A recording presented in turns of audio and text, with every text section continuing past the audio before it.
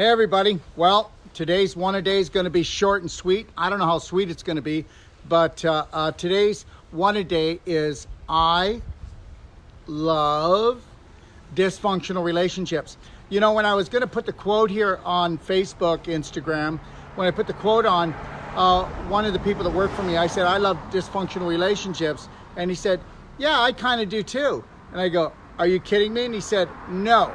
He said, I don't mind a dysfunctional relationship, and long as it's not my neighbor, okay? Well, the reality is that's how addicted we are to dysfunction, that we would actually enjoy dysfunctional relationships, all right? And do you know why? Do you know the only reason why we enjoy dysfunctional relationships? Because on a subconscious level, we don't realize that we're dysfunctional. Okay, we actually crave it. Oh, look at it, it's 3:15.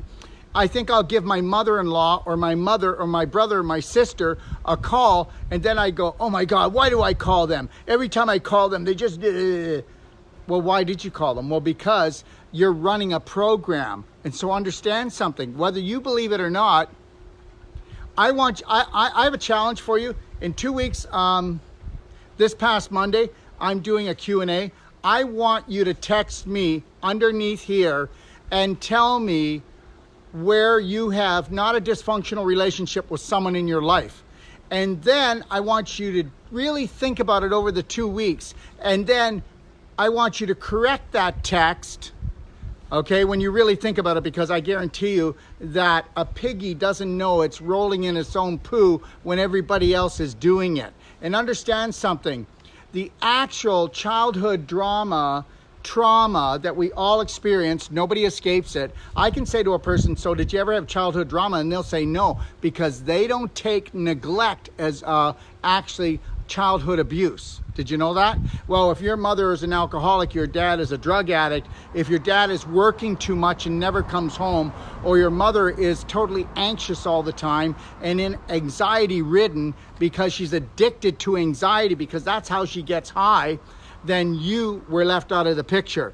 I'll tell you, I did not realize that I was a middle child. My brother was the baby, and he got, oh, my mommy, she loved him so much. And then my brother, Marcel, he was the older one. There was a year difference in each, okay?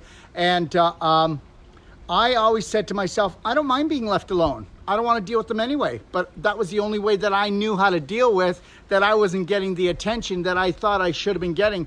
And I've said this before, but when I was being raised from about the time I was probably 6 years old, right up until, you know, I don't know how long, I was called the wild one, and I was getting in trouble all the time. And I didn't realize it was the attention I was trying to seek, and I created a program. So you don't even know it, okay? You don't even know this, but I guarantee you that you search out dysfunctional relationships so that you can feed that monster inside called your subconscious, because you've never done your homework, okay?